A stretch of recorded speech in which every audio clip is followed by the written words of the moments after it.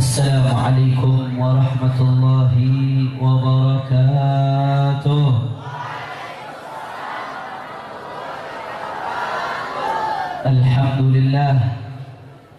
Alhamdulillahi rabbil alamin. Wa bihi nasta'in ala umuri dunya waddin. أشهد أن لا إله إلا الله وحده لا شريك له وأشهد أن سيدنا محمدا عبده ورسوله لا نبي بعده اللهم فصل وسلم وبارك وكرم ومجد وعظم على سيدنا وحبيبنا وشفيعنا ونور قلوبنا محمد الفاتح لما أغلق والخاتم لما سبق ناصر الحق بالحق والهادي إلى الصراط المستقيم وعلى آله وصحبه حق قدره ومقداره العظيم يا فتاه يا عليم. أما بعد, para alim ulama, para habaib, para asatid, para kiai, para ajangan, para sesepuh, wabil khusus sahibul bait, pimpinan pondok pesantren Manhajul Ulum, begitu juga ketua DPW FPI Kabupaten Ciamis, yaitu Al-Muhtaram Wal-Mukarram, guru kita bersama Kiai Haji Titeng. Kita doakan mudah-mudahan Allah panjangkan umur beliau, Allah sehatkan badan beliau, Allah lapangkan rezeki beliau, Allah menangkan perjuangan beliau, dan pondok pesantren Manhajul Ulum dijadikan ma'hadan thayyiban, ma'hadan mubarakan, ma'hadan nafi'an, yatakharraju minhul ulama al-amilun as-salihun min warathati sayyidil mursalin alladhina yakirru bihim 'ainun nabi Muhammad sallallahu alaihi wasallam. Amin ya rabbal. Tidak lupa pula hadir bersama kita para tokoh, para kiai lainnya, khususnya Bapak calon Bupati Ciamis,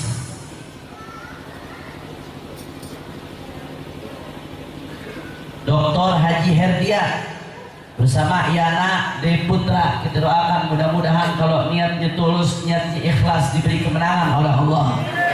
Yang penting syaratnya taat pada ulama, setia bersama ulama, mendukung perjuangan ulama. Kalau memang niatnya sudah mendukung perjuangan ulama, setia bersama ulama, kita doakan mudah-mudahan diberikan kemenangan oleh Allah Subhanahu wa ta'ala. Bukan cuma kemenangan di dunia, kemenangan di dunia nggak ada artinya, tapi kalau di dunia nggak istiqomah, nanti di akhirat menangis selama-lamanya saudara. Semua dipertanggungjawabkan di hadapan Allah Subhanahu wa ta'ala.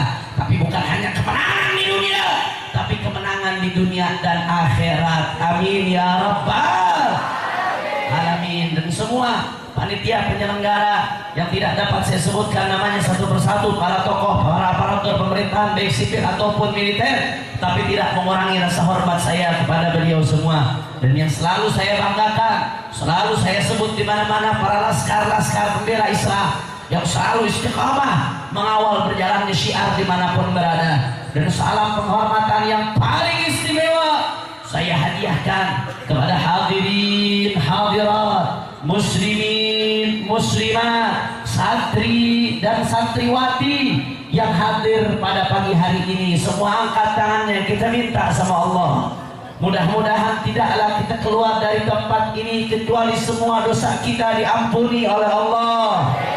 Yang sakit Allah angkat penyakitnya, Allah sehatkan badannya, Allah lapangkan rezekinya, Allah berkahi kehidupannya, dan semua yang hadir diberikan istiqamah sampai husnul khatimah.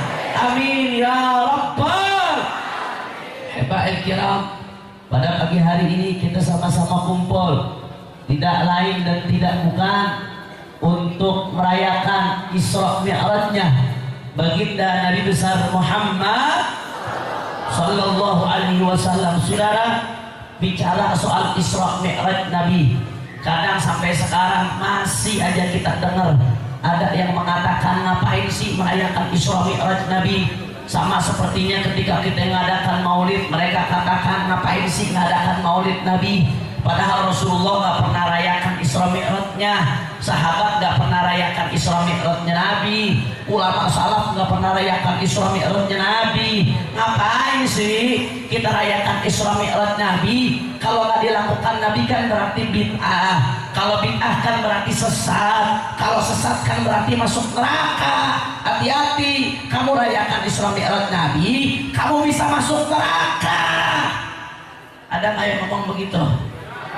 Ada nggak yang ngomong begitu? Ada nggak yang ngomong begitu?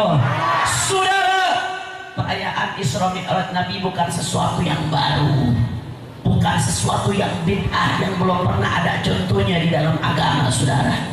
Tapi perayaan Isra Mi'raj baginda Nabi Muhammad sallallahu alaihi wasallam, yang pertama merayakannya bukan Nabi, yang pertama merayakannya bukan sahabat, yang pertama merayakannya bukan ulama salaf, tapi yang pertama merayakan Isra Mi'raj Nabi adalah Allah Subhanahu wa ta'ala. Buktinya apa, Habib? Saudara, mari kita lihat di Al-Quran. Di Al-Quran ada satu surat namanya Suratul Isra.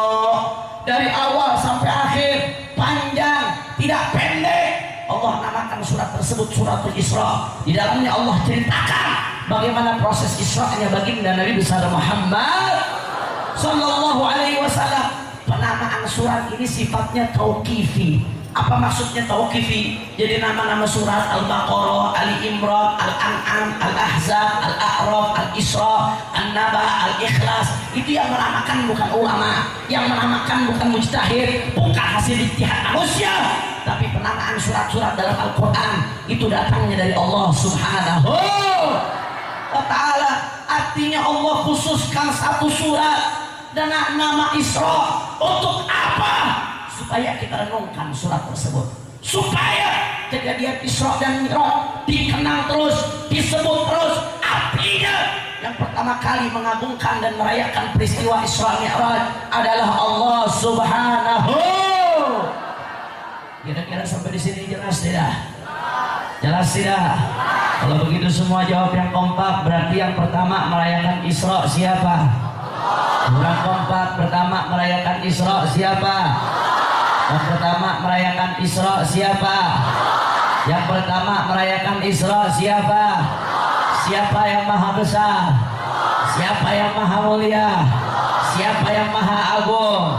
Siapa yang maha mengetahui? Siapa yang maha memberikan kemenangan? Takbir! Takbir! Sallu ala Nabi.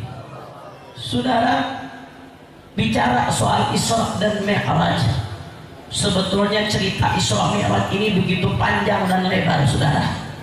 Bahkan beberapa ulama sampai menulis secara spesifik karya-karya kitab-kitab yang berkaitan dengan Isra dan Mi'raj.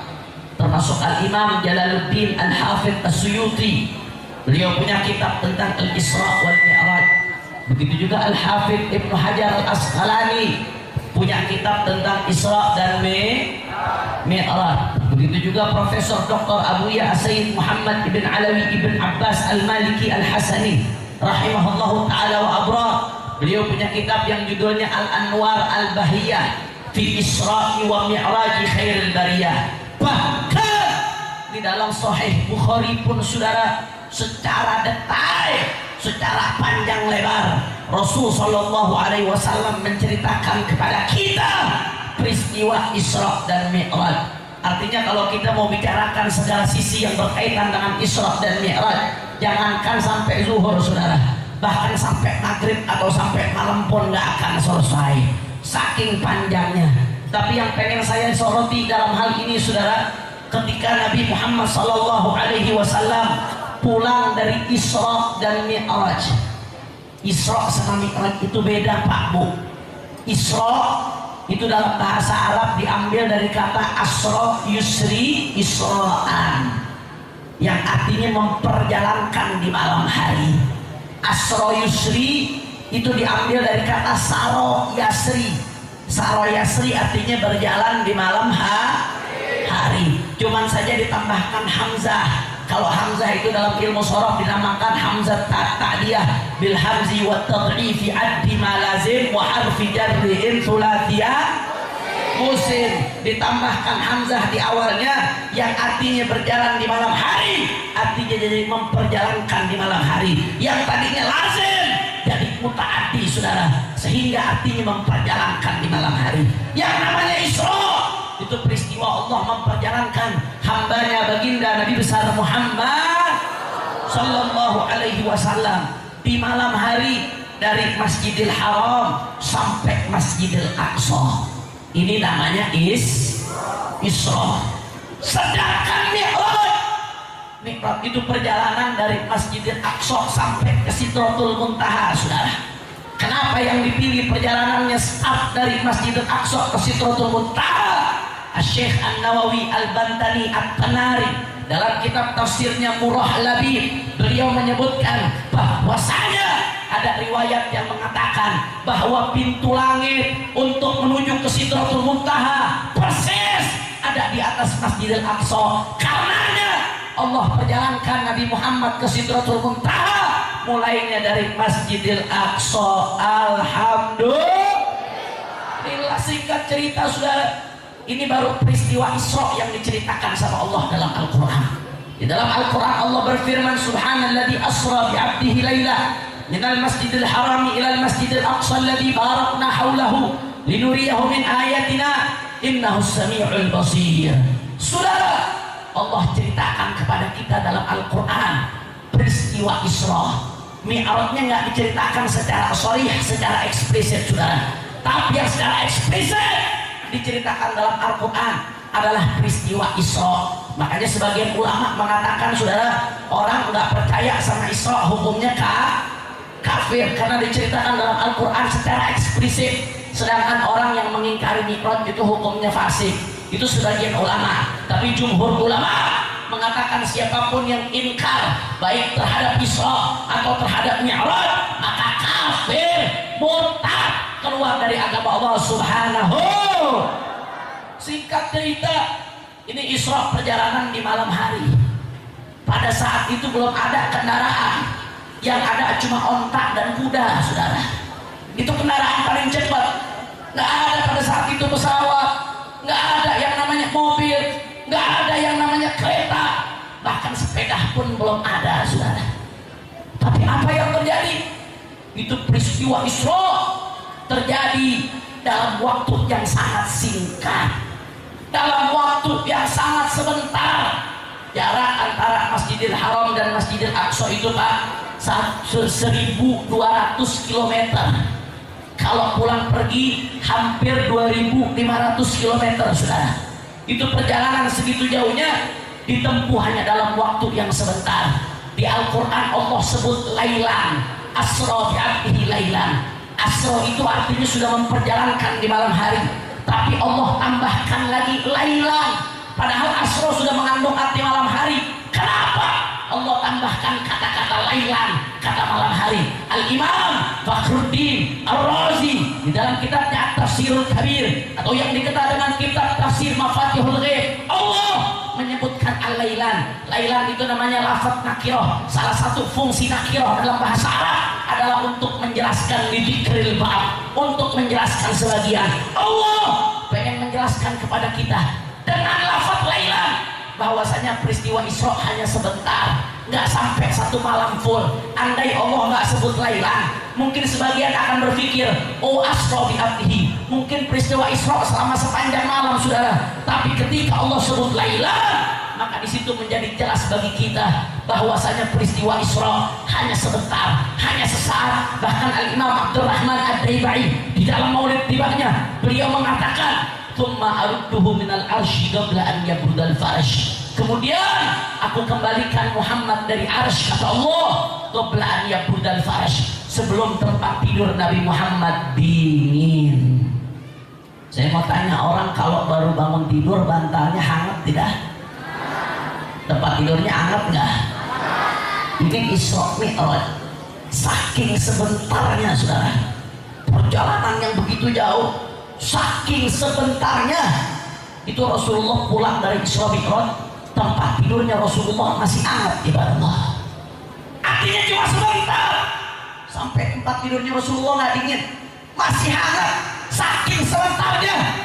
Bayangkan perjalanan yang begitu jauh, jarak di buminya 2000 km lebih, kemudian jarak ke langitnya nggak ada yang tahu kecuali Allah Subhanahu wa Ta'ala, ditempuh hanya dalam hitungan jam, ibadah Allah. Ini kok rame nih, Neng, masih semangat nggak? Ngobrol apa mau dengar ceramah? Coba yang laki aminkan doa saya. Aminkan. Setuju? Setuju? Yang perempuan kalau ngobrol kita doakan nanti suaminya nikah lagi. Mau suaminya nikah lagi nggak? Mau suaminya setia nggak? Makanya jangan yang dengerin dengan baik, yang dengerin dengan sesama, mudah-mudahan disayang sama suaminya, dapat suami yang soleh, yang bisa membahagiakan dunia akhirat. Amin ya Rabbal. Lanjut jangan, takbir,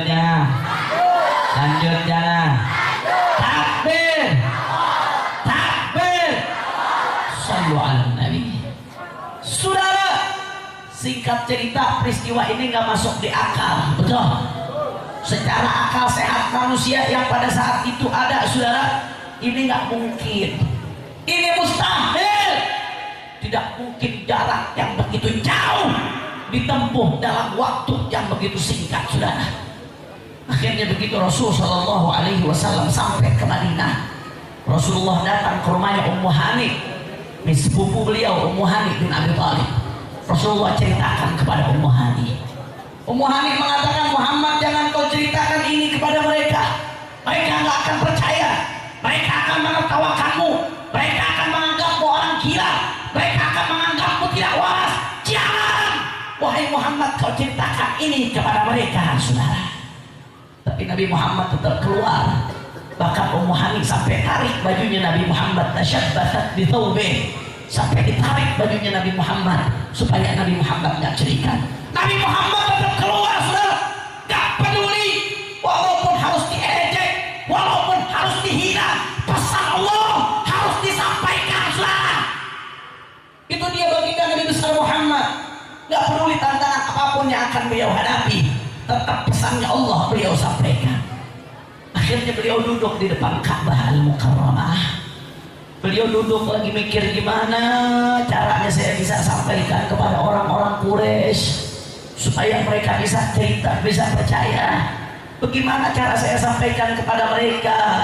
Akhirnya apa yang terjadi, saudara? Ketika Nabi Muhammad termenung diam, datanglah Abu Jahal, provokator datang, saudara. Ini Abu Jahal Ahoknya zaman dulu, ibadah Allah. Ahoknya zaman dulu. Kalau zaman Rasulullah Ahoknya Abu Jahal. Kalau zaman dulu, zaman Nabi Musa Ahoknya Fir'aun. Zaman sekarang Fir'aunnya Ahok, saudara. Betul. Saudara, datang Abu Jahal. Abu Jahal nanya sama Rasulullah, ya Muhammad, hal min syai'?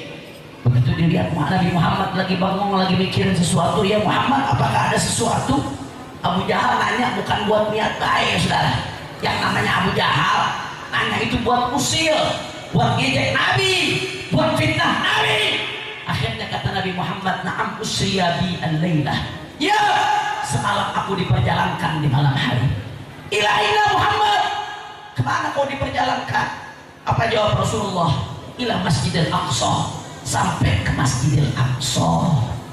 Jadi yang Allah ceritakan ke orang yang Rasulullah ceritakan ke orang kafir Quraisy pada saat itu baru Isra-nya doang. belum mi'rajnya. Yang diceritakan baru Isra. Isra saja akal nerimanya susah, apalagi mi'raj. Ini Isra masih dimensi duniawi, jaraknya masih bisa ditempuh, tapi akal sehat sulit buat terima, apalagi mi'raj. Makanya Nabi Muhammad pelan-pelan. Yang diceritakan sama Nabi Muhammad pertama kali Isra-nya saja, bukan mi'rajnya. Itu Abu Jahal begitu dengar Nabi Muhammad semalam jalan ke Masjidil Aqsa, Abu Jahal kaget, saudara. Cuma asbahta bainallah wa baina. Kau semalam ke Masjidil Aqsa wahai Muhammad, 2.500 km. Pagi-pagi kau sudah ada di sini Muhammad. Pernah yang kau katakan? Iya, kata Nabi Muhammad. Abu Jahal ketawa. Wah, saya dapat bahan ini. Saya dapat bumbu ini buat ngejek Muhammad, buat ngolok Muhammad. Akhirnya Abu Jahal kumpulkan orang-orang Quraisy. Diumumkan kepada orang-orang Quraisy, ya Bani Ka'ab bin Lu'ay bin Ghalib, halummu ila Muhammad. Wahai Bani Ka'ab bin Lu'ay bin Ghalib, orang-orang Quraisy Mekah, halummu ila Muhammad, datang ke Muhammad. Muhammad mau cerita. Akhirnya Rasulullah ceritakan apa yang terjadi semalam, ibadallah. Itu orang-orang kafir Quraisy begitu dengar Nabi Muhammad melakukan perjalanan yang begitu jauh, saudara, ekspresi mereka macam-macam luar biasa. Abu Yazid Muhammad ibn Alawi al-Maliki di dalam kitabnya Al-Anwar Al-Bahiyah fi Isra'i wa Mi'raji Khairil Bariyah itu menceritakan bagaimana ekspresi orang-orang kafir Quraisy ketika mendengar cerita Nabi, saudara. Ada yang langsung naruh tangannya di kepala, aduh, Muhammad teh sudah edan. Ada yang langsung, saudara, geleng-geleng kepala, Muhammad makin gila, Muhammad makin kawaras. Bahkan sebagian yang masih lemah iman, yang imannya belum kuat, udah masuk Islam, saudara, murtad, kafir, keluar dari agama Islam, saudara. Saking kacaunya Makkah pada saat itu. Kenapa mereka demikian?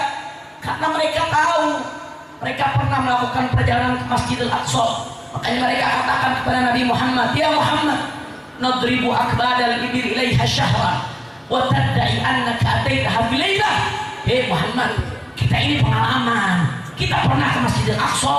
Kita ke Masjidil Aqsa 1 bulan naik onta, perjalanan doang, pulangnya 1 bulan, di sana setengah bulan, minimal 2,5 bulan. Tapi kau malam ini ngaku-ngaku cuma setengah malam udah berangkat dari Mekah ke Masjidil Aqsa, kembali lagi ke Mekah. Mustahil. Saya mau tanya, alasan orang kafir Quraisy masuk akal tidak? Jawab yang kompak, masuk akal tidak? Masuk akal tidak? Masuk akal. Yang dikatakan kafir Quraisy masuk akal. Yang perempuan kayaknya tadi sarapan pakai micin nih. Masya Allah. Masuk akal, sudah. Belum ada mobil, belum ada pesawat, jarak tempuh 2.500 meter ditempuh dalam cuma 1 jam. Gak masuk akal, saudara. Wajar ketika mereka menimbang pakai akal, mereka tidak terima, ibadah Allah. Saya mau tanya, kalau anggap zaman sekarang belum ada mobil, belum ada pesawat, belum ada motor, belum ada kereta, saudara, tahu-tahu saya bilang kepada semua yang ada di sini, saya Habib Hanif semalam saya jalan ke Banyuwangi. Banyuwangi itu adanya di pojok Jawa Timur. Dari sini mungkin jaraknya kalau pulang balik hampir 2.000 km, saudara. Saya semalam tanpa mobil, tanpa pesawat, tanpa kereta, tanpa kendaraan apapun, saya cuma naik onta. Saya jalan ke Banyuwangi. Semalam habis isya setelah sholat saya jalan, jam 2 malam saya sudah pulang lagi. Saya mau tanya semua santri yang di sini, percaya tidak? Percaya tidak? Masuk akal tidak? Habib Hanif kalau begitu waras atau edan? Waras atau edan? Kurang ajar, saya ceramah jauh-jauh dibilang edan. Masya Allah. Gak masuk akal, saudara. Akal manusia tidak bisa menerima, tidak logis, tidak rasional. Makanya ketika mereka membandingkan dengan fakta yang mereka alami, mereka anggap ini sesuatu yang mustahil. Akhirnya Abu Jahal panggil Sayyidina Abu Bakar As-Siddiq. Tujuannya apa? Ini pengen diceritakan ke Sayyidina Abu Bakar supaya Sayyidina Abu Bakar ragu, supaya iman beliau goyang, saudara. Akhirnya begitu diceritakan dengan Sayyidina Abu Bakar, harapan mereka Sayyidina Abu Bakar bisa kafir, bisa murtad. Tapi ternyata Sayyidina Abu Bakar menjawab dengan jawaban yang mengejutkan, saudara. Apa jawab beliau? in qala dzalika laqad shadaq. Andai Muhammad mengatakan itu laqad shadaq, maka Muhammad benar, Muhammad tidak akan pernah salah. Mereka bingung. Abu Bakar, ini nggak masuk akal, ini di luar akal sehat, di luar logika, mustahil ini terjadi. Nggak peduli. Kata beliau, wallahi inni la usaddiqu ala aksar min dzalik. Jangankan Isra Mi'raj, jangankan jalan ke Masjidil Aqsa, andaikan Muhammad mengatakan yang lebih aneh, yang lebih ajaib, yang lebih mengherankan, demi Allah aku akan percaya apa yang dikatakan oleh Nabi. Takbir, takbir. Itu Sayyidina Abu Bakar As-Siddiq. Akhirnya beliau percaya dan beriman. Dari apa yang saya paparkan ibadah Allah, kita bisa mengambil kesimpulan bahwasanya di dalam menyikapi cerita Isra Mi'raj yang disampaikan oleh Nabi, orang-orang Mekah Quraisy pada saat itu ada dua kelompok. Kelompok yang pertama, mereka telan mentah-mentah apa yang dikatakan oleh Nabi dengan akal, saudara. Ditelan dengan akal, dibandingkan apa yang mereka alami, ternyata nggak masuk di akal, mustahil, impossible, sehingga mereka nggak terima apa yang dikatakan Nabi Muhammad. Ketika mereka tidak terima, dianggap tidak masuk akal, mereka ingkar kepada Nabi, mereka nggak percaya kepada Nabi, mereka kafir, mereka murtad karena menerima apa yang dikatakan dengan Nabi ditelan mentah-mentah dengan akalnya. Na'udzubillah min, akhirnya celaka, masuk ke neraka. Itu kelompok yang pertama. Ada lagi kelompok yang kedua, wa fi muqaddimatihim Sayyidina Abu Bakar As-Siddiq, dan yang paling depan di antara mereka adalah Sayyidina Abu Bakar. Saudara, apa yang terjadi dengan kelompok yang kedua? Mereka nggak peduli, saudara. Ketika ada informasi datang dari Nabi Muhammad, datang dari As-Sadiqul Masduq, dari Al-Amin, Nabi Muhammad yang tidak pernah bohong, yang selalu membawa wahyu. Ketika informasi tersebut datang dari Nabi, mereka kesampingkan dulu akal mereka, saudara. Bodoh amat, mau masuk akal ke, nggak masuk akal ke, mau rasional ke, tidak rasional ke, mau logis ke, tidak logis ke, selama datang dari Allah, selama datang dari Nabi, pasti benar, tidak mungkin salah, pasti hak, yakin, iman, percaya, saudara. Itu kelompok yang kedua, menerima apa yang datang dari Nabi dengan iman, sehingga apa yang terjadi, mereka jadi orang-orang yang beruntung di dunia dan akhirat. Alhamdulillah.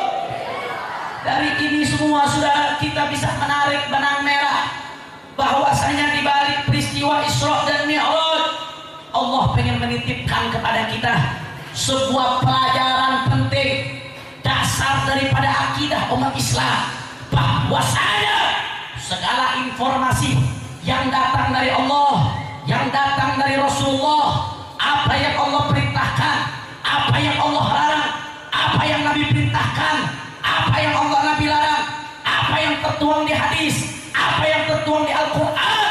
Sebagai seorang mukmin, sikap pertama yang harus kita lakukan adalah kurang kompak, kurang kompak, iman. Selama datang dari Allah dan Rasulnya, yang pertama mesti kita lakukan iman, yakin, percaya. Urusan masuk akal nggak masuk akal belakangan, urusan logis nggak logis belakangan. Yang penting, yang pertama harus kita lakukan adalah iman, saudara. Kenapa demikian? Karena kita yakin Allah Maha Benar, betul. Dan kita yakin Nabi Muhammad maksum, membawa kebenaran dari Yang Maha Benar, betul. Konsekuensi dari keyakinan kita bahwasanya Allah Maha Benar dan Nabi Muhammad membawa kebenaran dari Yang Maha Benar, apa yang datang dari Allah dan Rasulnya tidak akan pernah salah. Dan andai kata bertentangan dengan akal kita, yang bermasalah bukan apa yang datang dari Allah dan Nabi-Nya, tapi yang bermasalah adalah akal kita, saudara.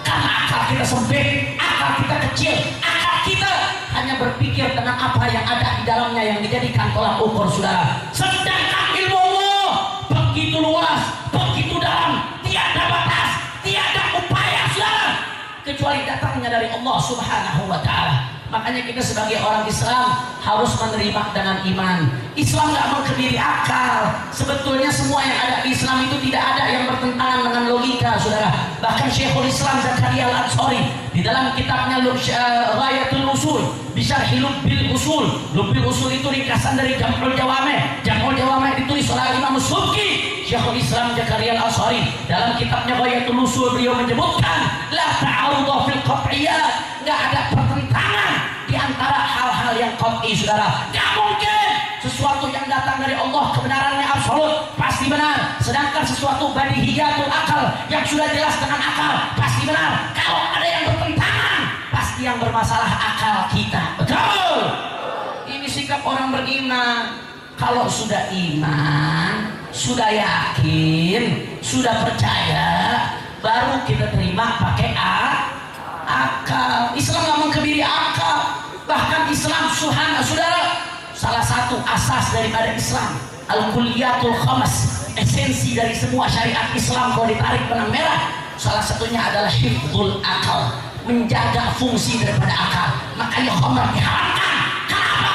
Karena khamr bisa merusak akal manusia. Islam tidak mau akal manusia rusak, saudara. Islam gak mengkebiri akal. Islam menjamin kebebasan berpikir, kebebasan berpendapat, kebebasan berekspresi. Tapi itu semua mesti diikat dengan iman. Karena akal kalau nggak diikat dengan iman, akal bisa liar, betul. Akal bisa nakal, betul. Akal bisa bermanuver seenaknya, betul. Akal, saudara, kalau sudah liar, sudah nakal, maka bisa membuat orang yang memiliki akal tersebut murtad, kafir, keluar dari agama Allah, kibir, sombong terhadap Allah, saudara. Jadi boleh, akal boleh bertanya. Yang penting iman dulu. Kalau sudah iman, akal boleh bertanya. Kalau akal bertanya, maka akan dijawab dengan ilmu. Kira-kira sampai di sini jelas tidak? Jelas tidak? Saya mau tanya semuanya jawab yang kompak. Kalau ada yang datang dari Allah diterima dengan apa? Kurang kompak diterima dengan apa? Kalau ada yang datang dari Nabi diterima dengan apa? Dicerna dengan apa? Ditangkap dengan apa? Kalau sudah iman, sudah yakin, sudah percaya, akal boleh bertanya tidak? Akal boleh bertanya tidak? Kalau akal bertanya maka dijawab dengan sadayana parantos ngartos alhamdulillah. Iman bahaya, saudara. Akal bahaya kalau nggak diikat dengan iman, saudara. Saya punya bukti yang sederhana, yang gampang, yang bisa dicerna oleh semuanya. Ini kelihatannya yang perempuan suaminya banyak yang kawin lagi nanti. Tadi katanya udah janji nggak mau ngobrol, betul. Kalau udah janji nggak boleh dilarang dong, betul. Kalau janji dilanggar namanya gong,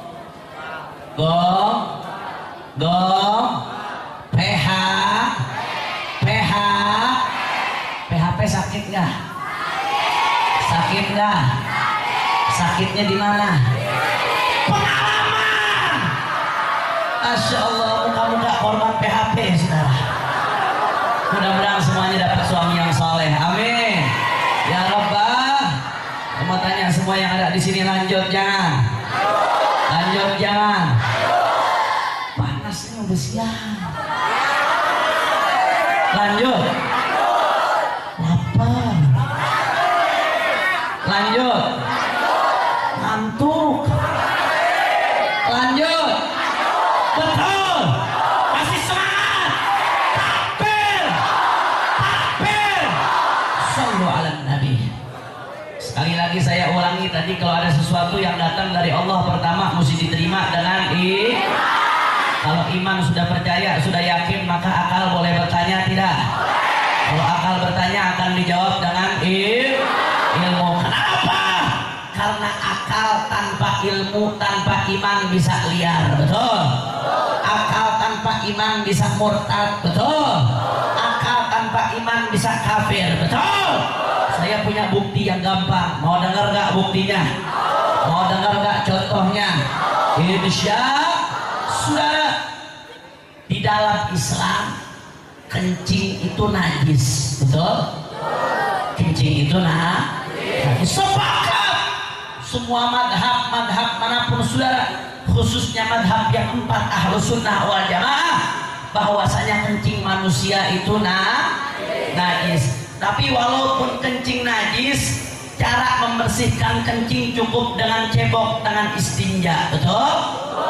Dan kalau pengen mengangkat hadas yang timbul karena kencing, maka dilakukan wudu. Kencing itu najis, tapi untuk mengangkat hadasnya cukup yakin, percaya, iman, alhamdulillah. Tapi di sisi lain, di dalam fikih khususnya madhab Syafi'i, mani itu suci, betul? Mani itu suci. Tapi walaupun mani itu suci, cara mengangkat hadasnya harus mandi, betul? Yakin? Percaya? Iman? Alhamdulillah. Jadi kencing najis, cara mengangkat hadasnya cukup wudu. Mani suci, cara ngangkat hadasnya harus mandi. Kita yakin, iman, percaya. Kenapa? Karena datangnya dari syariat baginda Nabi besar Muhammad. Itu kalau kita terima pakai iman. Tapi kalau diterimanya pakai akal, lain lagi ceritanya saudara. Bisa putar balik 180 derajat saudara. Saya kasih contoh, kalau kita terima permasalahan tadi dengan akal. Mani itu suci, betul? Mani saja yang suci, cara mengangkat hadasnya harus mandi, apalagi kencing yang najis. Mani saja yang suci harus mandi. Kalau mani saja yang suci harus mandi, maka kencing yang najis lebih wajib lagi untuk mandi, saudara. Pusing. Masuk akal tidak? Masuk akal tidak? Masuk akal tidak? Jadi kalau orang kencing sehari misalkan 5 kali, 6 kali, belum lagi yang beser 15 kali, 15 kali kencing, 15 kali mandi, saudara. Begitu selesai mandi, keluar kamar mandi jadi ikan mujair. Betul? Betul? Begitu kalau pakai logika, yang suci saja harus mandi, apalagi yang najis. Sebaliknya, kencing itu najis, tapi cukup dengan wudu. Kencing saja yang najis cukup dengan wudu, apalagi mani yang suci, lebih cukup lagi dengan wudu. Gak perlu mandi. Kencing yang najis cukup dengan wudu, apalagi mani yang suci, gak perlu mandi. Masuk akal tidak? Masuk akal tidak? Ini jangan ada yang pulang dulu sebelum saya jawab, sudah. Akhirnya nanti pulang dari sini ada yang setiap kencing mandi akhirnya jadi ikan lele, sudah. Saya mau tanya, masuk akal tidak? Masuk akal tidak? Itu kalau pakai akal, ternyata hukum bisa berbalik 180 derajat, sudah. Makanya kita disuruh terima pakai iman. Syariat mengatakan mani harus mandi, iman. Syariat mengatakan kencing cukup wudu, iman, yakin, percaya. Setelah itu baru akal boleh bertanya, ya Allah, saya iman, saya yakin, saya percaya ya Allah. Tapi tetap akal saya mau nanya ya Allah, supaya hati saya tenang. Boleh gak akal bertanya setelah iman?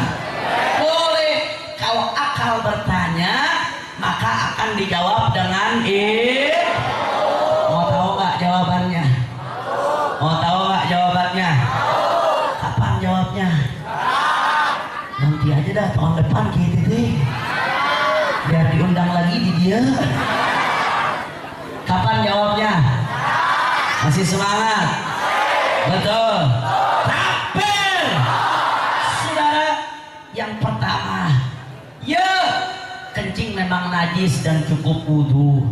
Mani memang suci dan harus mandi, saudara. Tapi mani itu keluarnya jarang-jarang, sekali-sekali, betul? Sedangkan kencing keluarnya sering, saudara. Apalagi kalau orang beser bisa 15 kali, saudara. Kalau mani nggak ada orang keluar mani sehari 10 kali, saudara. Apa ini bukan bicara jorok, tapi bicara ilmu, betul?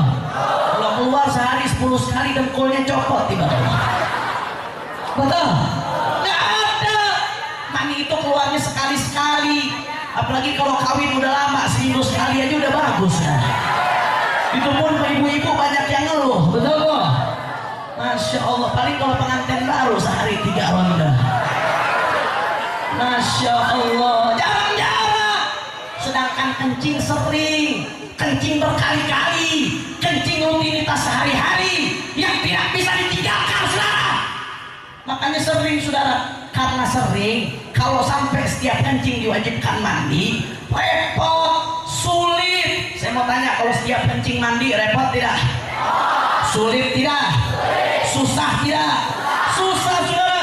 Sedangkan syariat Islam punya prinsip mendasar yang merupakan salah satu daripada al-qawaidul kubra yang disebutkan oleh para ulama fuqaha, yaitu al-masyaqqah tajlibut taisir. Manakala ada kesulitan, maka di situ ada kemudahan. Syariat tidak mau bikin susah umatnya, saudara. Rasul sallallahu alaihi wasallam mengatakan, yassiru wa la tu'assiru, mudahkan, jangan dibikin sulit. Di dalam hadis lain Rasulullah bersabda, inna bu'ithu bil hanifiyyati samha, sesungguhnya aku diutus dengan agama yang toleransi, agama yang baik, agama yang lembut, agama yang penuh kemudahan.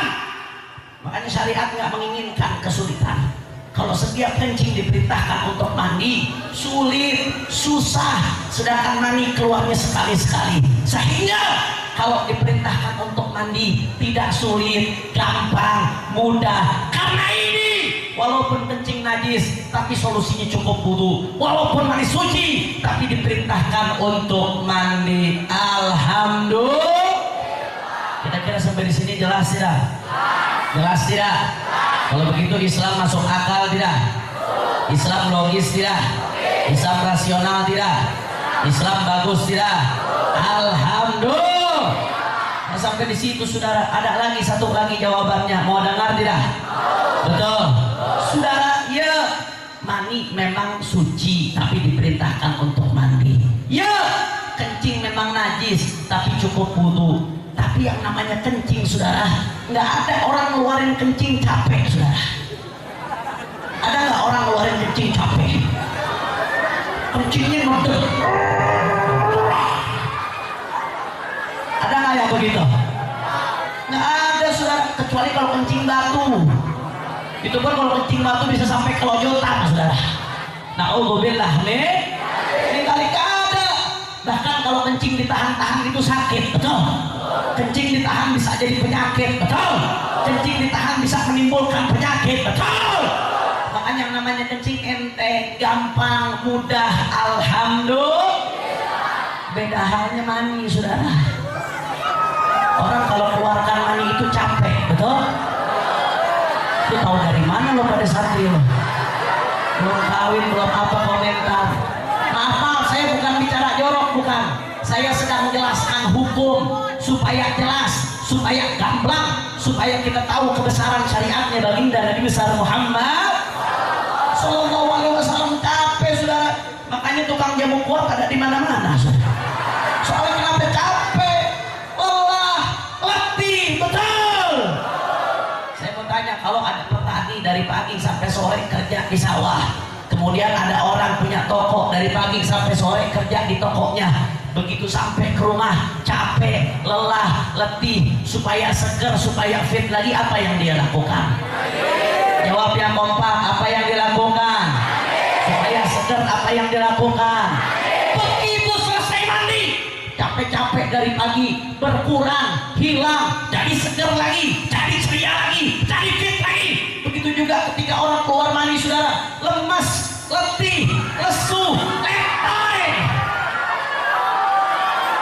Ini banyak yang mikir jorok. Tak boleh mikir jorok, saudara. Itu namanya fiktor, pikiran kok. Na'udzubillah min. Saya lagi jelaskan fikih, lagi jelaskan hukum, saudara.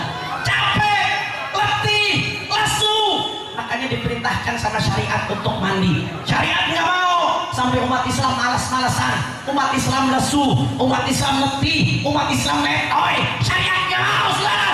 makanya diperintahkan untuk mandi. Sedangkan kencing nggak bikin capek, nggak bikin lemes, nggak bikin lesu, makanya cukup dengan wudu. Kira-kira sampai di sini jelas tidak? Kurang kompak, jelas tidak? Kalau begitu Islam masuk akal tidak? Islam logis tidak? Islam rasional tidak? Alhamdulillah.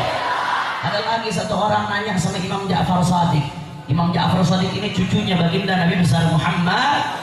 Al-Imam Ja'far Shadiq ibn al-Imam Muhammad al-Baqir ibn al-Imam Ali Zain al-Abidin ibn al-Imam Sibt al-Husain ibn al-Imam Ali bin Abi Talib wa Fatimah az-Zahra ibn Rasulullah Sallallahu Alaihi Wasallam. Beliau adalah salah satu cucu terbaiknya Rasulullah. Beliau adalah guru dari Sayyidina Imam Abu Hanifah. Sayyidina Imam Abu Hanifah punya murid namanya Muhammad bin Hasan Asy-Syaibani. Muhammad bin Hasan Asy-Syaibani adalah guru daripada Al-Imam Syafi'i. Jadi Al-Imam Syafi'i belajar sama Al-Imam Muhammad bin Hasan Asy-Syaibani. Muhammad bin Hasan Asy-Syaibani belajar sama Al-Imam Abu Hanifah. Al-Imam Abu Hanifah belajar sama Al-Imam Ja'far Shadiq. Alhamdulillah.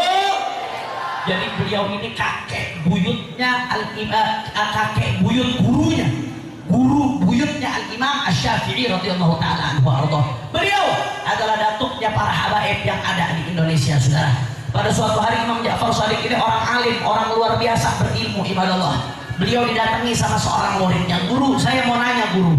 Silahkan kamu mau nanya, ajukan pertanyaanmu. Iya guru, saya lagi bingung nih guru. Bingung kenapa muridku? Saya lagi bingung. Iblis itu kan diciptakan dari neraka, dari api, betul? Sedangkan neraka diciptakan dari api. Iblis itu masuk neraka nggak? Masuk neraka tidak? Ini yang ragu-ragu iblis masuk neraka, jangan-jangan tadi pagi gaduhin Ajinomoto, saudara. Iblis masuk neraka tidak? Masuk neraka tidak? Iblis diciptakan dari api, neraka dari api. Iblis disiksa di neraka. Api ketemu api ya kagak panas. Masuk akal tidak? Masuk akal tidak? Iblis dari neraka dari api ketemu api, sakit tidak? Panas tidak? Nggak ngaruh. Api ketemu api, ya nggak pengaruh, saudara. Akhirnya Imam Ja'far Shadiq ini orang alim. Beliau nggak jawab pertanyaan ini dengan kata-kata, tapi beliau jawab dengan perbuatan, saudara. Apa yang beliau lakukan? Beliau ambil tanah beliau pulung-pulung. Setelah tanahnya dipulung-pulung, ditimpukan ke muridnya yang nanya, saudara. Ini murid bingung, guru, salah saya apa? Saya kan cuma nanya, kok ditimpuk? Besok-besok kalau ada yang nanya sama Kiai Titik, muridnya timpuk aja Kiai.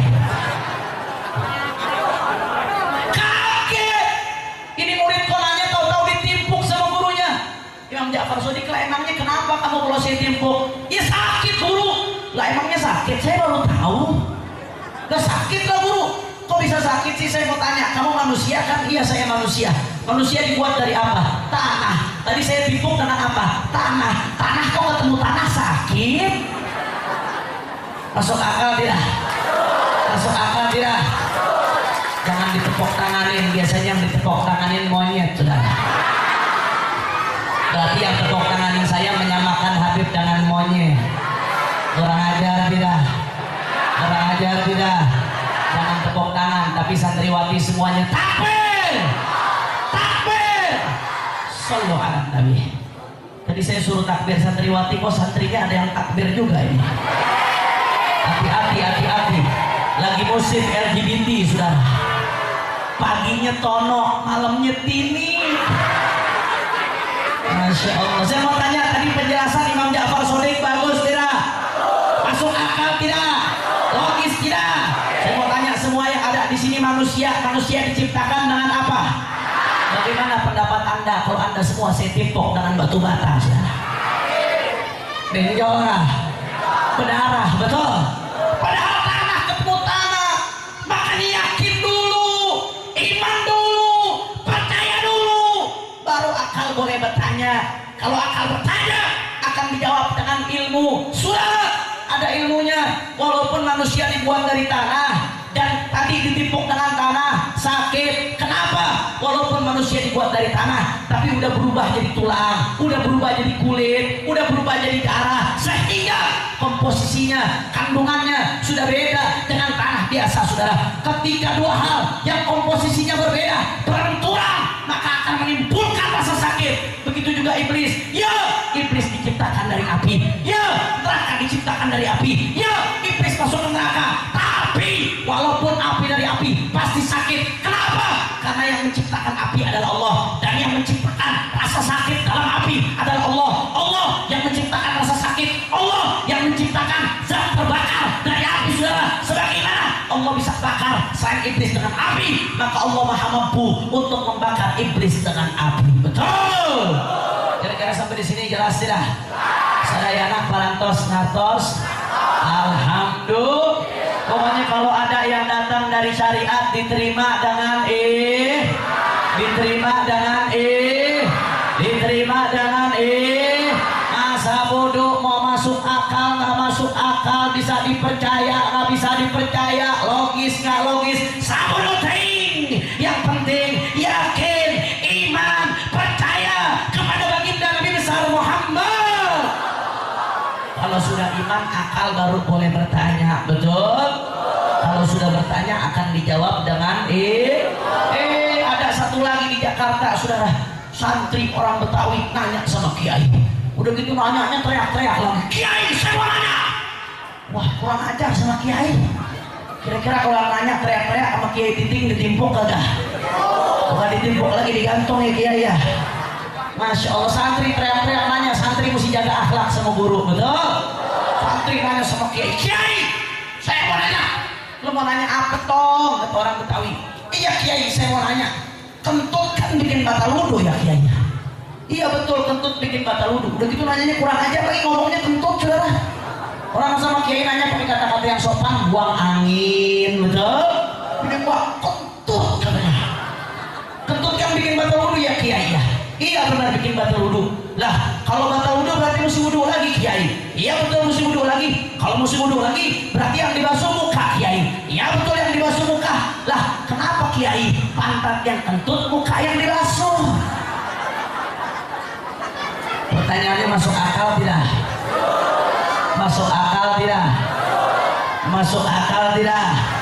Untung kiai ini pintar, saudara. Akhirnya kiai nanya balik sama muridnya, Tong, gue mau tanya sama lo. Nanya apaan kiai? Gue mau tanya, lo kalau kentut malu kagak? Malu kiai. Yang malu muka lo apa pantat lo? Ya muka kiai. Makanya muka lo dicebokin.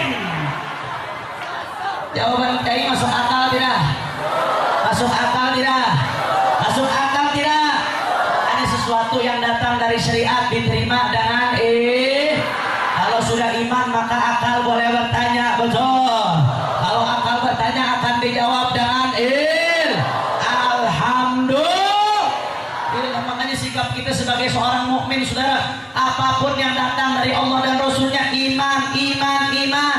Amanna billah wa bima ja'anillah ala muradillah. Amanna bi Rasulillah wa bima ja'an Rasulillah ala muradi Rasulillah. Amanna bi syariah wa saddaqna bi syariah wa tabarra'na min kulli dinin yukhalifu dinal Islam. Mudah-mudahan Allah jaga iman kita, Allah jaga akidah kita, Allah jaga Islam kita. Amin ya Rabbal. Maka sekarang banyak orang yang kurang ajar, Pak Bu. Orang yang merasa lebih pintar dari Allah dan Rasulnya, betul? Akhirnya menyalah-nyalahkan syariat. Apa mereka katakan? Oh ini syariat Islam udah gak relevan untuk diterapkan. Syariat Islam itu hidup di zaman dulu di Arab, udah gak relevan untuk diterapkan, saudara. Udah gak cocok, udah basi, udah ditinggal zaman. Itu hukuman rajam, hukuman yang tidak manusiawi, bagaikan hukuman rimba. Itu hubungan hak, orang dicambuk, orang dibunuh. Itu hukuman rimba, bukan hukuman manusia. Itu hukum Islam, hukum kejam, hukum teroris. Kurang ajar. Siapa engkau? Allah yang maha tahu, Allah yang maha mengetahui apa yang ada pada hambanya. Artinya Allah yang lebih tahu mana yang lebih maslahat untuk hambanya, saudara. Tapi Allah, syariat Islam dari awal Nabi Muhammad diutus sampai akhir hayat, dari Allah, tidak ada hukum yang lebih baik dari hukum Allah. Tidak ada hukum yang lebih baik dari tinggi Allah. Tidak ada hukum yang lebih besar daripada hukumnya Allah Subhanahu wa ta'ala. Takbir, takbir. Hanya sekarang banyak orang yang kurang ajar luar biasa main-mainkan syariat, betul? Belum lama heboh cadar, saudara. Cadar dilarang-larang, dibilang jilbab itu budaya Arab, ada nggak yang bilang begitu? Jilbab budaya Arab, ada nggak yang bilang begitu? Ada lagi yang mengatakan jenggot itu sunnah Nabi Muhammad, lalu dikatakan makin panjang jenggotnya makin goblok, ada nggak yang bilang begitu? Ada tidak yang bilang begitu? Saudara, virus sekularisme, liberalisme, pluralisme yang merebak di mana-mana ini menjadikan orang menjadi kurang ajar. Kurang ajar bukan pada manusia, saudara. Kurang ajar pada manusia saja sudah tercela, apalagi kurang ajar kepada Allah Subhanahu wa ta'ala, saudara. Akhirnya banyak yang ngolok-ngolok syariat, yang mempermainkan syariat. Belum lama kita dengar sama-sama luar biasa, saudara. Ada orang yang ngejek-ngejek, memperolok-olok, memain-mainkan sholawat kepada baginda Nabi besar Muhammad Sallallahu Alaihi Wasallam. Belum lama nyebar rekamannya. Ada yang sholawatan di duduk, apa dia baca? Sallallahu ala merah putih, sallallahu ala NU, sallallahu ala Jokowi, sallallahu ala Jokowi. Upil Sinchan. Saya mau tanya begini, kacau tidak? Kacau tidak? Sholawat dimain-mainkan, saudara. Ini sholawat bukan main-mainan. Sholawat bukan untuk olok-olok. Sholawat bukan untuk ejek-ejek. Sholawat adalah bagian dari syiar Islam, saudara. Bahkan Allah perintahkan kita sholat, Allah nggak sholat. Allah perintahkan kita puasa, Allah nggak puasa. Allah perintahkan kita haji, nggak ada ayat yang menjelaskan bahwasanya Allah melakukan ibadah haji, saudara. Tapi ketika Allah perintahkan kita sholawat kepada Nabi Muhammad Sallallahu Alaihi Wasallam, Allah yang pertama bersalawat kepada Nabi Muhammad.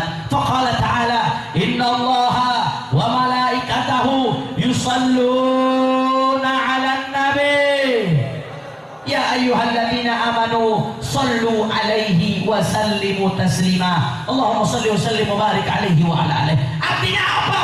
Salawat ini bukan main-main, amrun rabbani, perintah dari Allah, bagian dari syariat Allah. Kau buka di surah Taufik, saudara, mengejek-ngejek syariat Allah, mengejek-ngejek syariat Islam bisa menyebabkan kafir, bisa menyebabkan murtad, bisa menyebabkan keluar dari agama Allah.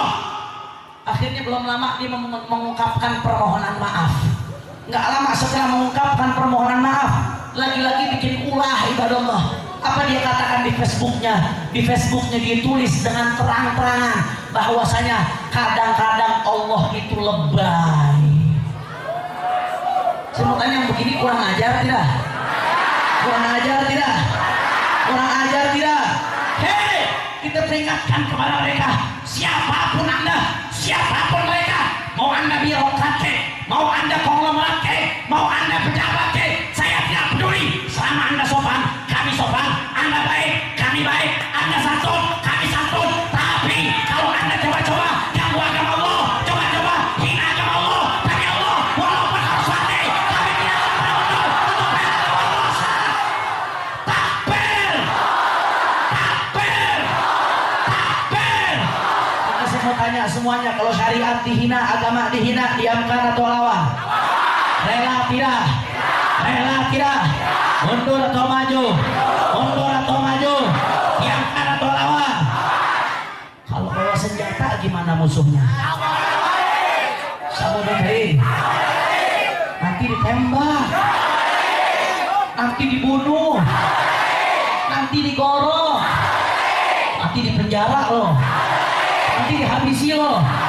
Lawan terus, betul, maju, saudara. Walaupun mati taruhannya, kami tidak akan pernah mundur untuk bela agama Allah.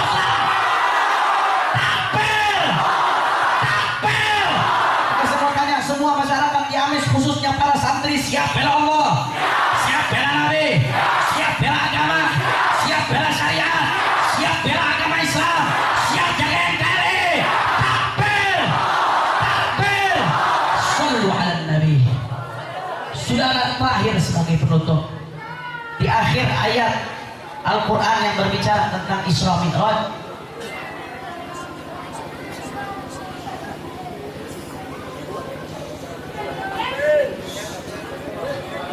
di ayat yang berbicara tentang Isra, saudara, Allah menutup ayat tersebut dengan innahu huwas sami'ul basir.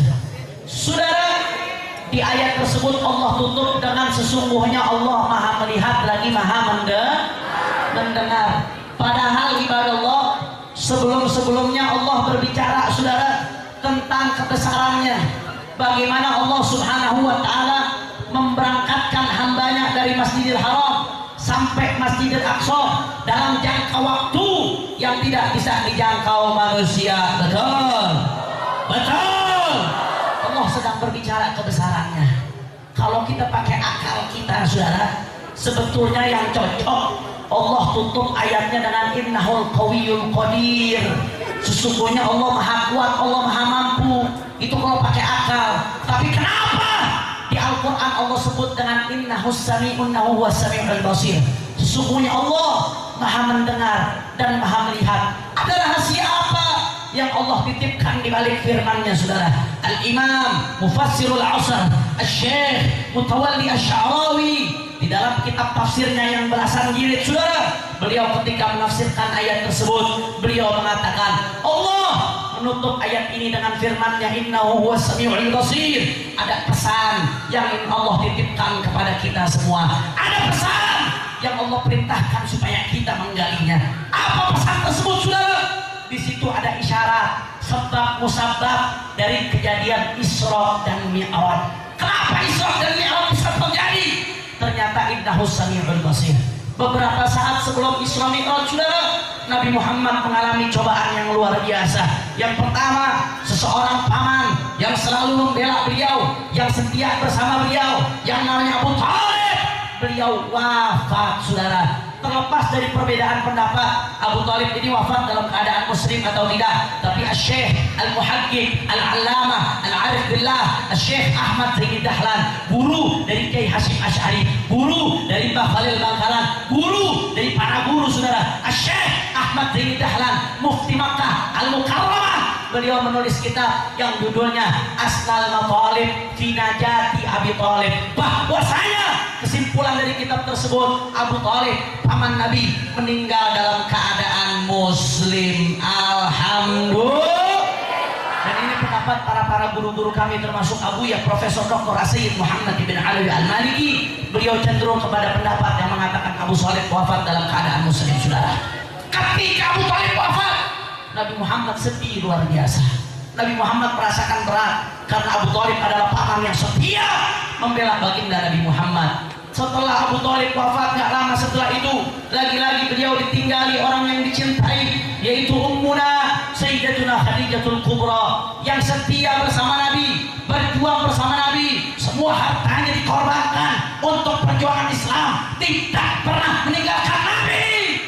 Sayyidatuna Khadijah berpindah ke rahmat Allah subhanahu wa ta'ala. Sampai-sampai ini tahun dinamakan Amul Huzun, tahunnya kesedihan, karena dua orang terdekat Nabi wafat, meninggal dunia, saudara. Nggak sampai di situ. Akhirnya setelah Amul Huzun, Rasul Shallallahu Alaihi Wasallam berangkat ke Taif, saudara, dengan harapan dakwah di Mekah ini susah. Mungkin kalau saya ke Taif nanti ada yang bisa menerima Islam, ada yang bisa masuk Islam, menjadi pengikut Islam, menerima dakwahnya Nabi. Begitu sampai di Taif, ya Nabi Muhammad disambut luar biasa, disambut besar-besaran. Tapi disambutnya bukan dengan hadroh, disambutnya bukan dengan qasidah, disambutnya bukan dengan makanan yang banyak, tapi disambutnya dengan batu. Luar biasa, ditimpuki kita punya Nabi, dikejar-kejar, bahkan Nabi Muhammad mau dibunuh pada saat Taif, saudara. Akhirnya Nabi SAW terduduk, Nabi termenung, Nabi panjatkan doanya kepada Allah di qalbin munkasir, dengan hati yang penuh kehambaan kepada Allah. Allahumma inni ashku ilaika du'afa quwwati wa qillata hilati wa hawani 'alan nas. Terus doanya sampai akhir panjang, saudara. Allah mendengar doanya Nabi. Nabi panjatkan munajat kepada Allah, ya Allah, aku mengeluh kepadamu ya Allah. Aku begitu lemah, aku nggak punya daya upaya, aku hina di hadapan manusia ya Rabb. Aku tak tahu harus kemana lagi. Jangan serahkanku kepada musuhmu. Aku punya Engkau ya Rabb. Ternyata Allah nggak tinggalkan Nabi Muhammad. Allah dengar namanya doanya Nabi Muhammad. Innahu huwas sami'. Allah mendengar doanya Nabi Muhammad. Al-Basir. Allah melihat apa yang dialami Nabi Muhammad. Akhirnya dari hal tersebut Allah berikan hadiah kepada Nabi untuk memantapkan hati Nabi, membuktikan bahwasanya cobaan apapun yang dihadapi oleh Nabi, Nabi tidak sendirian, ada Allah Subhanahu, sehingga dihadiahkanlah kepada Nabi yang namanya Isra dan Mi'raj. Alhamdulillah. Jadi Isra Mi'raj ini hadiah Allah untuk Nabi, saudara, supaya Nabi bisa menghadap Allah, makin mantap hati Nabi di dalam berjuang di jalan Allah Subhanahu wa taala. Keyakinan Nabi nggak pernah bergeser, saudara. Dari awal keyakinan Nabi sudah full ibadah Allah, tapi Allah ingin tunjukkan kepada semua makhluk-makhluk yang ada di alam semesta bahwasanya Nabi Muhammad tidak berjuang sendiri, tapi di belakang Nabi ada Allah Subhanahu wa taala, saudara. Ini jadi pelajaran buat kita. Ada ibrah, ada pelajaran yang bisa kita ambil dari hal tersebut, bahwasanya siapapun dia, mau santri, mau kiai, mau rakyat, mau pejabat, manakala dia berjuang di jalan Allah, berjuang dengan caranya masing-masing. Kiai dengan ilmunya, santri dengan akhlaknya, pejabat dengan tanda tangannya, tentara dengan senjatanya, siapapun yang berjuang di jalan Allah telah melanjutkan estafet Nabi Muhammad, dan siapapun yang melanjutkan estafet Nabi Muhammad tidak akan ditinggalkan oleh Allah. In tansurullah yansurkum, manakala kalian bela Allah, maka Allah akan membela kalian. Allah tidak akan meninggalkan kalian. Jangan katakan kepada Allah, ya Allah, bahwasanya aku punya musuh yang besar, aku punya musuh yang hebat. Jangan katakan kepada Allah demikian, tapi katakan kepada musuhmu, katakan kepada musuh-musuh Allah, hei orang-orang kafir, hei orang-orang zalim, hei orang-orang fasik, kami tidak takut karena kami punya Allah yang maha besar, yang maha kuat, yang maha mulia, yang maha memberikan kemenangan. Takbir, takbir. Saya mau tanya, kalau sudah diberikan kemenangan oleh Allah, ada tidak yang bisa mengalahkan? Kurang kompak, ada tidak yang bisa mengalahkan? Kalau sudah dimenangkan oleh Allah, ada tidak yang bisa mengalahkan? Kalau sudah didukung Allah, ada tidak yang bisa mengalahkan? Kalau sudah ditopang sama Allah, ada tidak yang bisa mengalahkan? Semua jawab yang kompak, yang keras. Siapa yang maha kuat? Siapa yang maha besar? Siapa yang maha mulia? Siapa yang maha agung? Takbir. Karena prinsip kita umat Islam, isyariman au mut syahidan, hidup mulia atau mati syahid.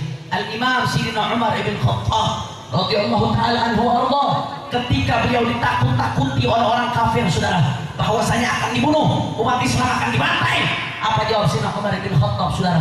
Beliau jawab dengan jawaban yang tegas luar biasa, nahnu qaumun nuhibbul maut kama tuhibbunal hayah.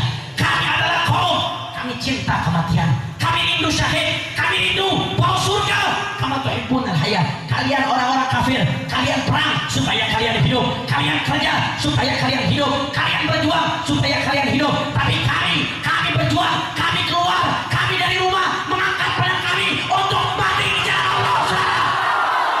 Takbir, takbir. Maka saya mau tanya semua masyarakat yang ada di Ciamis, khususnya para santri, siap berjuang? Siap bela Allah, siap bela Nabi, siap mati di jalan Allah, siap mati di jalan Nabi, siap mati bela para ulama, siap mati jaga NKRI. Takbir. Sallu ala Nabi. Allahumma shalli wa sallim wa barik alaihi. Dan terakhir sebagai penutup, saudara, sudah sejam setengah ceramah, lanjut sampai asar. Betul. Kalau mau lihat penceramah mati di atas panggung, ceramahnya lanjut sampai asar. Insya Allah kita dapat keberkahan dari Allah. Amin. Amin ya Rabbal. Terakhir sebagai penutup saudara, di Jawa Barat sebentar lagi kita akan menghadapi pilkada, betul? Jujur, saya bukan orang politik. Saya nggak peduli, saya nggak punya afiliasi ke partai politik manapun. Sabodo teing, mau partai A, mau partai B, mau partai C, mau partai Z, saya nggak peduli saudara. Bagi kami umat Islam dan bagi kami para ulama, di mana ada hak, di situ kami berdiri bersama kebenaran. Di mana ada kebatilan, di situ kami akan lawan kebatilan sampai tetes darah terakhir saudara. Itu adalah prinsip para ulama, itu adalah prinsip para mujahid di jalan Allah Subhanahu wa ta'ala. Betul, kita nggak peduli saudara. Demi Allah, saya nggak pernah nerima uang sepeser pun dari partai saudara. Demi Allah, saya bukan budaknya partai, saya bukan petugas partai, saya tidak berurusan dengan partai. Tapi bukan berarti kita umat Islam boleh buta politik saudara. Bukan berarti umat Islam bisa dibodoh-bodohi dengan politik, betul? Islam ini agama yang syamil kamil, agama yang paripurna, agama yang sempurna. Kalau urusan cebok aja, urusan istinja saja diatur di dalam Islam, apalagi politik yang berhubungan dengan kepentingan jutaan bahkan puluhan juta orang, betul? Mustahil, terlalu naif kalau dikatakan Islam nggak boleh dicampur adukan dengan politik. Ya, saya setuju, nggak boleh politisasi Islam. Maksudnya politisasi Islam apa? Menggunakan Islam untuk tujuan politik. Islam dijadikan tameng untuk mendapatkan tujuan politik, memenuhi syahwat politik, memuaskan daripada kepentingan politik pribadi untuk uang, untuk jabatan. Haram umat Islam dipolitisasi, betul? Tapi sebaliknya, kalau politisasi Islam haram, tapi islamisasi politik hukumnya wajib. Apa maksudnya islamisasi politik?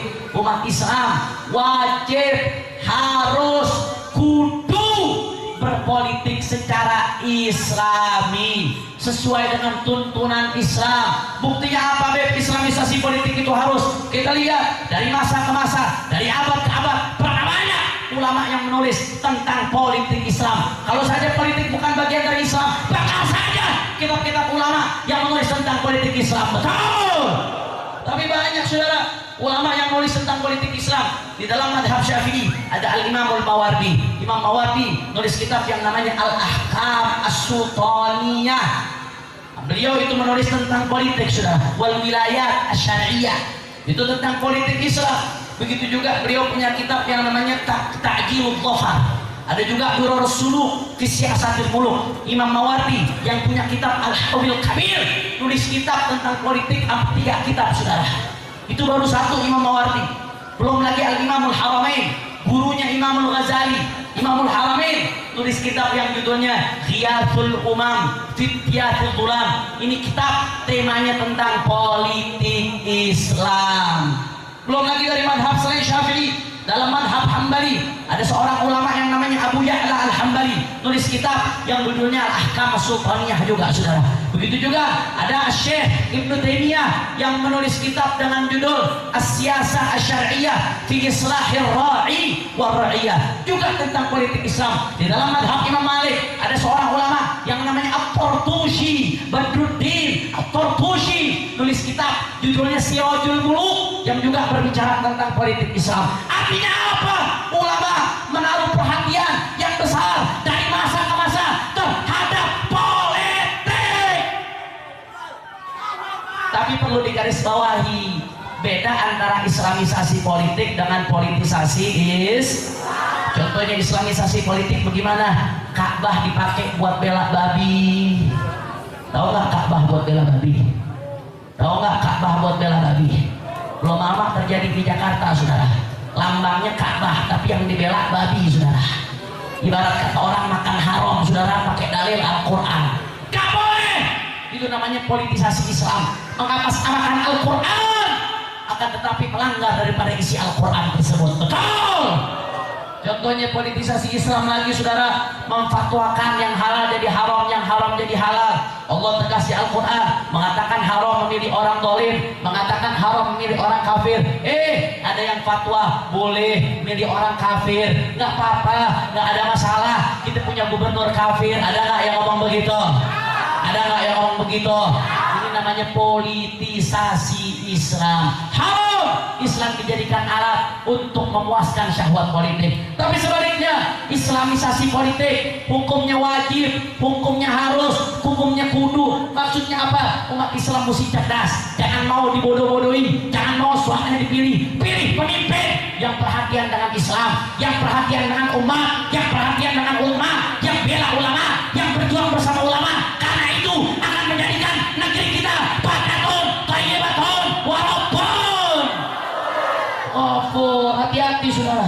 Makanya sebentar lagi pilkada Jawa Barat, betul? Saya ingatkan, saya sekedar mengingatkan. Belum lama kita ada pilkada Jakarta, betul? Pada saat pilkada Jakarta jadi terbuka bagi kita siapa kawan, siapa lawan di Allah. Pada saat itu calon gubernur Jakarta yang merupakan kafir Cina yang menistakan agama, saudara, udah jelas-jelas terang-terang jadi tersangka menistakan agama, saudara. Tapi alhamdulillah sekarang Ahok sudah longsor dan lengser, alhamdulillah. Cuma pada saat itu ketika sudah jelas-jelas jadi tersangka penistaan agama, masih ada partai-partai yang bandel, yang ngotot tetap mendukung Ahok, tetap membesarkan Ahok, tetap membela Ahok. Ada nggak partai yang begitu? Ada nggak partai yang begitu? Itu namanya partai-partai pendukung penista agama, betul? Betul?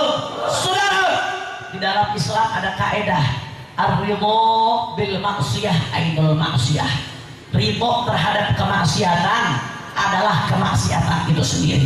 Ridho terhadap penistaan agama adalah penistaan agama itu sendiri. Artinya apa? Mereka partai-partai yang mendukung penista agama secara terang-terangan, secara angkuh, secara sambung, pada hakikatnya mereka juga penista agama, saudara. Penista agama juga, karena ridho terhadap penistaan agama adalah penistaan agama. Saya mau tanya, kira-kira kalau nggak ridho didukung tidak? Kalau nggak rela didukung tidak? Kalau nggak senang didukung tidak? Pendukungan adalah dalilun sharih, adalah bukti yang nyata bahwasanya ada keribuan terhadap penistaan agama. Betul. Saya mau tanya, apal nggak partai-partai yang mendukung penista agama? Jawab yang kompak, apal nggak partai yang mendukung penista agama? Kurang kompak, jawab yang kompak. Jawab yang kompak. Apal udah jelas saudara. Makanya di Jawa Barat ini cukup jadi pelajaran buat kita.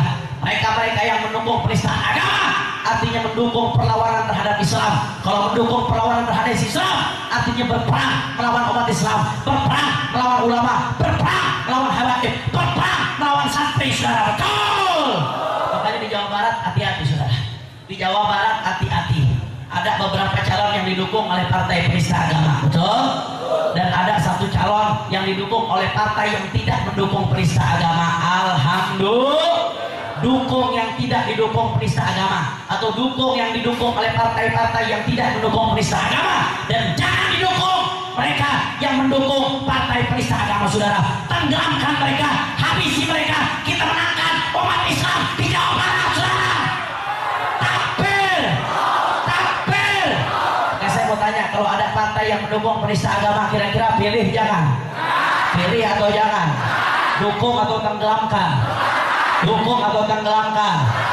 Dukung atau kubur? Dukung atau kubur?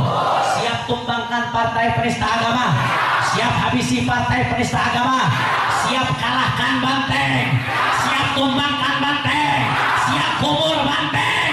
Takbir, takbir. Shallu ala nabi. Sebelum saya tutup ceramah saya, saudara, saya mau ajak semua yang ada di sini untuk baca Mars Aksi Bela Islam. Setuju? Hafal?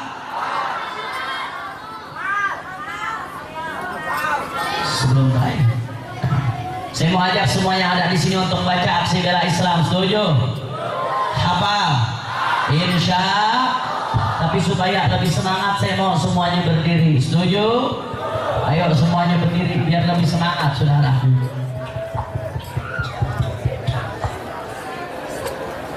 Semuanya sama-sama yang semuanya. Baca yang kompak semuanya. Nanti gelar sorban insya Allah setelah talqin dzikir akan ada sholawatan, kita sama-sama gelar sorban untuk mendukung perjuangan Pondok Pesantren dan FPI Ciamis insya Allah. Semuanya baca yang kompak. Al-Quran backing vokal jangan ikut, biar jamaah yang jadi backing vokal. Pedoman kami Al-Quran, hadroh hanya boleh ikut Al-Quran. Al-Quran imam lebih kompak. Al-Quran petunjuk, Al-Quran satukan kami semua. Aksi bela Islam, aksi bela Ciamis, kota bela Islam, betul. Allahu Akbar. Semua angkat tangannya, semua angkat tangannya. Ucapkan Ciamis dengan takbir. Allahu Akbar, Allahu Akbar, Allahu Akbar, Allahu Akbar, Allahu Akbar, Allahu Akbar, Allahu Akbar. Al-Quran lebih kompak. Al-Quran,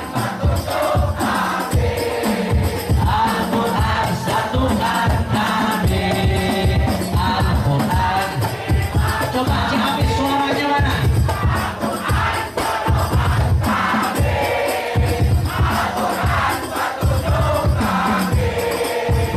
Al-Quran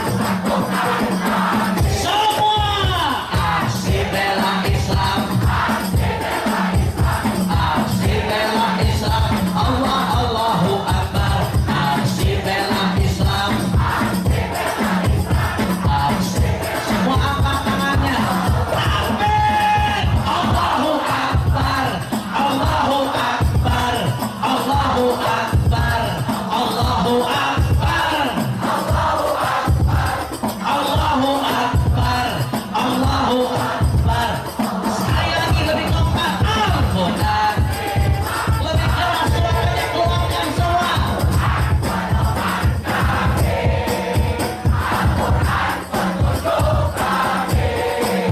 Al-Quran satukan, Al-Quran imam.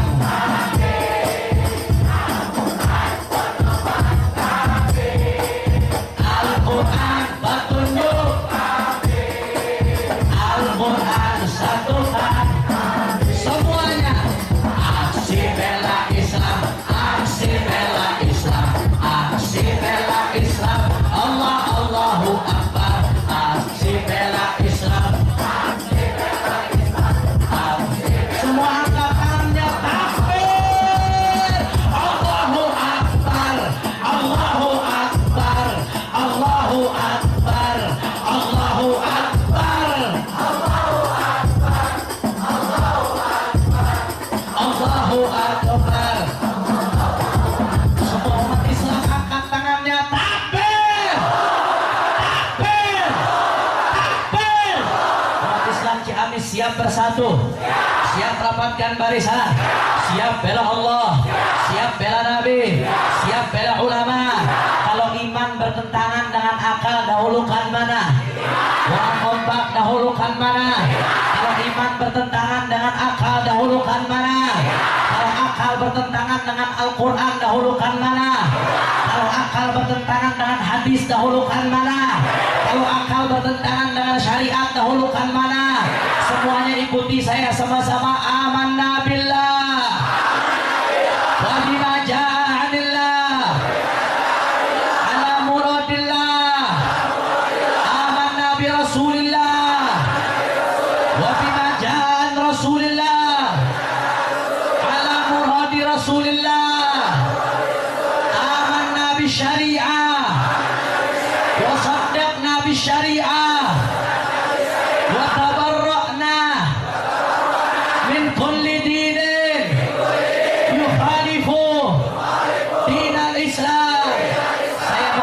baca talqin dzikir, saya dulu yang baca, baru yang lain baca. Insya Allah semuanya husnul khatimah.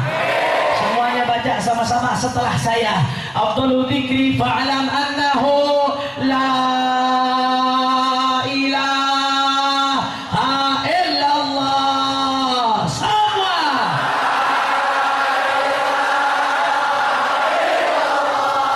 La ilaha illallah.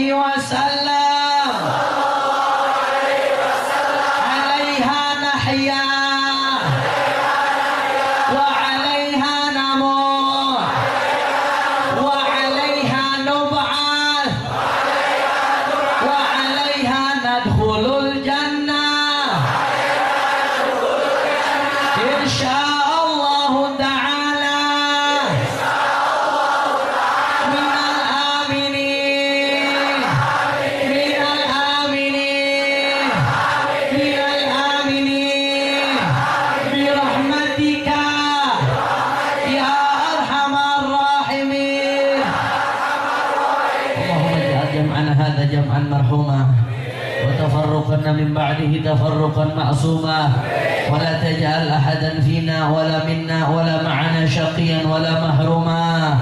اللهم ارزقنا فهم النبيين وحفظ المرسلين وإلهام الملائكة المقربين. أغننا بالعلم وزينا بالحلم وأكرمنا بالتقوى وجملنا بالعافية. ربنا آتنا في الدنيا حسنة وفي الآخرة حسنة وقنا عذاب النار.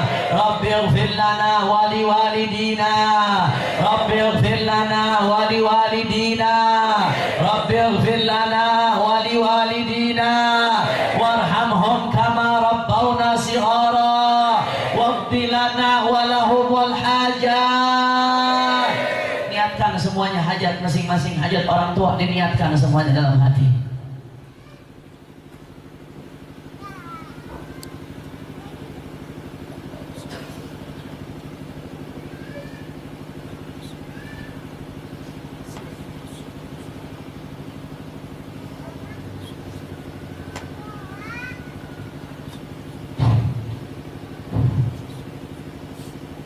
واقضِ لنا ولهم الحاجات حسية ومعنوية دنيوية وأخروية بجاه خير البرية على هذه النية ولكل نية صالحة جامعة شاملة لخيرات الدنيا والآخرة والعيادة بزيادة وإلى حضرة النبي محمد صلى الله عليه وسلم. الفاتحة.